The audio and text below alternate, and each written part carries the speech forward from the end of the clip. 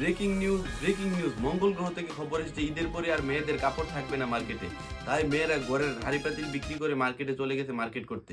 আমাদের বিশেষ সংবাদদাতা অলস ভাই এখন সরাসরি মার্কেটে আছেন।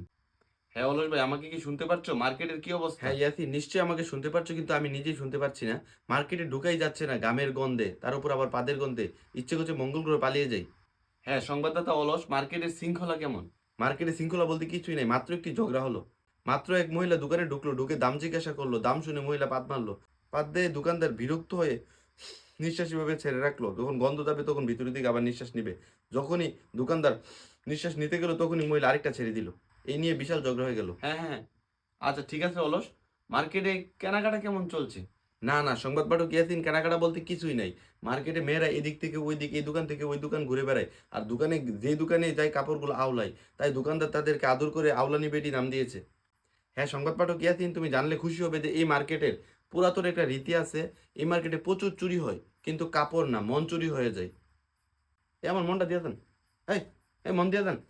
হ্যাঁ প্রিয় দর্শক, আজকের মতো সংবাদ আমরা এখানেই শেষ করছি। তবে শেষ করার আগে আমাদের এই সংবাদের মাধ্যমে সরকারের কাছে আমরা আবেদন করতে চাই, আওলাইনা বেটিদেরকে আইনের হাতে তুলে দেওয়া হোক, না হয় আইনকে তাদের হাতে তুলে দেওয়া হোক। আজকের মতো খবর এখানেই শেষ। ওয়ালাইকুম আসসালাম।